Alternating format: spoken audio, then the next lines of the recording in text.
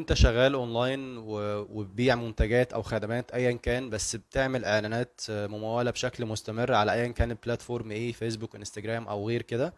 ودايما بتواجه مشكلة كده وقت التحديثات والدنيا بتبقى مقلوبة ومش عارف تعمل ايه، اوقف اعلاناتي ولا افضل مشغل، طب انزل الميزانية ولا ارفعها، طب الدنيا فيها ايه الكلام ده كله. انا هقول لك على حل تقدر تعدي بيه الازمة دي او اللي انت بتسميها ازمة. بس خليني برضه اقول لك ان اللي هقوله لك ده هو وجهة نظري اللي انا يعني مطبقها على نفسي وبتعامل بيها بقالي تقريبا اكتر من 6 سنين. اول حاجه، دايما حاول ما تركزش مع اصل الناس بتشتكي، اصل في الجروبات، اصل ده عمال يقول الاعلانات معايا واقعه، ده عمال يقول الفيسبوك فيه تحديثات، وقفوا اعلانات، ده مش عارف ايه. بص هقول لك على حاجه كده دايما. مفيش حد شغال بيشتكي. يعني اللي بيشتكي، يعني اللي عنده مشكله هو اللي بيشتكي. فده معناه ايه؟ عايز اوصل لك بيه ايه؟ ان مش معنى ان انت دلوقتي شايف ان في 10 او 20 او 30 بوست منزلين تحديثات، التكلفة عندي عالية. التكلفة عادي جدا ان ممكن ما يبقاش في اي تحديثات وكل حاجة ماشية اكس، بس برضو التكلفة عندك عالية، مفيش مشكلة. ممكن تبقى الدنيا ماشية معاك تمام والتكلفة معاك تمام، بس المبيعات معاك مش أحسن حاجة. فده يعني ده مش مؤشر يعني كبير، إلا بقى لو في مشكلة. يعني مشكلة مثلا زي من فترة كان في مشكلة أصلا في الماسنجر، فللناس اللي شغالة إعلانات مسجات، طب ما أنا مش هعرف أتواصل مع العملاء يعني. بس هي كان نوعا ما برضو ليها حل، ان العملاء بتروح في فلتر تاني في الدان او في السبام او الكلام ده كله. بس ما علينا، انا بتكلم لو حاجات في العموم.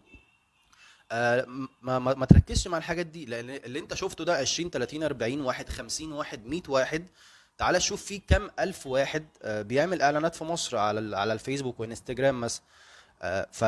فمش معنى ان انت شفت 40 50 واحد يبقى هم دول كل الناس. لا، ما هو اللي شغال مش هيخش يقول يا جماعه انا شغال والدنيا معايا زي الفل، الا نادرا يعني. لكن الأكترية اللي بيشتكي هو اللي عنده مشاكل، ومش معنى ان هو عنده مشاكل يبقى سبب المشكلة دي هو التحديثات او الكلام ده كله. لا، عايز تعرف الدنيا شغالة ولا لا، انت كيوزر للبلاتفورم دي، افتح كده وسكرول وشوف في اعلانات شغالة ولا لا. وتابع كده النهاردة مثلا جالي اعلان معين، لو ظهر لي بكرة هشوف الاعلان زاد ولا لا. هتلاقي الاعلانات كلها شغالة والناس كلها شغالة، مفيش اي مشكلة. فما تركزش مع اللي بيشتكي بس يعني انا بصراحة يعني هتشتكي طيب. يعني هل انت عندك حل بديل؟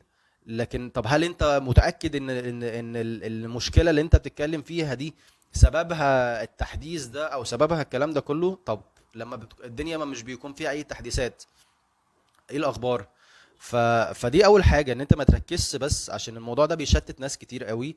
وممكن على فكره هو يبقى اعلاناته شغاله وتمام وزي الفل، بس هو من كتر ما هو شايف ناس بس بتتكلم في سلبيات، هو يخاف يروح يوقف اعلاناته. طب ما انت الدنيا معاك تمام. يعني انا على مدار السنين دي كلها، انا ما فيش حد يعرفني حتى معرفه شخصيه وبيخش مثلا يسالني، ابقى شايف مثلا في وقته في تحديثات والناس بتشتكي والكلام ده كله، فيخش يسالني يا ابو حميد ايه الاخبار، اخبار الاعلانات ماشيه معاك ايه؟ مفيش مره اقول لحد بصراحه الدنيا وحشه جدا والدنيا، لا، انا دايما بقول الدنيا زي الفل وتمام. اصلا انا سامع ان التكلفه ومش عارف ايه، قشطه يعني، هي بتزيد وبتقل يعني، مش مستقره يعني، بس تمام احنا بنتعامل. ف فهو ده يعني هو الموضوع، بس هنا في ان انت ما تخافش وما تتقدرش وما تحسش يعني ان في حوار كبير حاصل. عادي يعني، تحديات. ما هو انت اي شغل فيه تحديات. آه انت لو رحت اشتغلت وظيفة برضه هتلاقي فيها تحديات. فيعني خلينا بس نبقى يعني شايفين الموضوع بوجهة نظر كده مختلفة شوية. يعني انت مفيش حاجة سهلة، يعني مفيش حاجة سهلة، وكل حاجة ولها تحدياتها. فنحاول نتعامل على كده، نهدى عشان تقدر تفكر بعقلانية. ولو انت حاجة من الاتنين بقى، لو انت حصل معاك مشكلة، يا اما تقعد تدور وتشوف حل المشكله دي ايه. لان هو ده اللي بيحصل في اي تشالنج عموما، يعني اي تحدي انت بتقابله، انت بتبدا تفكر انا هحله ازاي. مش هقعد افكر في المشكله وخلاص، يعني هبتدي اشوف انا هحله ازاي.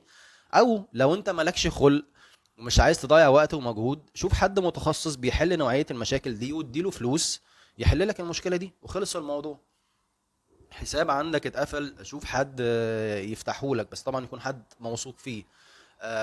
صفحة مش عارف حصل لها ايه، شوف ايه السياسات اللي انت خالفتها، او شوف حد يفتحها لك.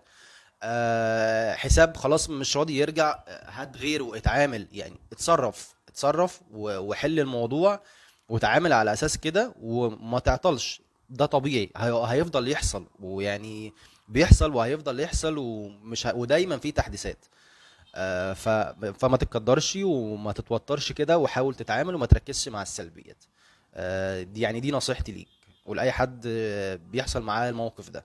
حاجة أخيرة، لو أنت مهتم إن أنت تطور شغلك، إحنا كل فترة أنا بعمل سيشنز لايف على زوم. كل فترة بعمل تو سيشنز، سيشن لتوبيك وسيشن لتوبيك تاني. التوبيك الأولاني هو الناس اللي عندها بيزنس أيا كان، بيبيع منتجات أو خدمات.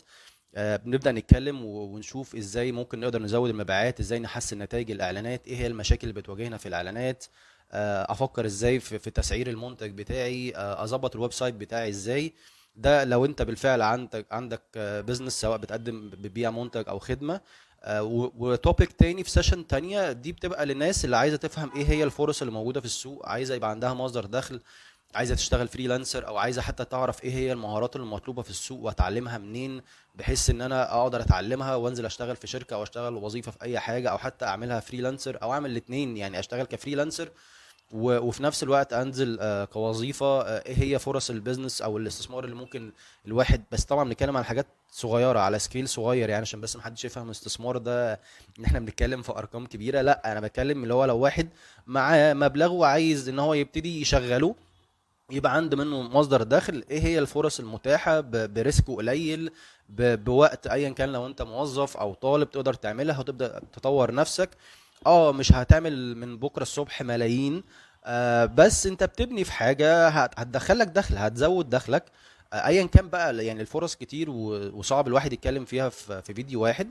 بس لو انت حابب تحضر اي سيشن من السيشنز دي، ممكن تسيب كومنت او تبعت مسج على الماسنجر، وهرد عليك، بحيث ان انا فيما بعد في اي وقت قبل ما اعمل السيشن ان شاء الله ابعت لك واعرفك وابعت لك لينك السيشن عشان تحضر معانا. شكرا.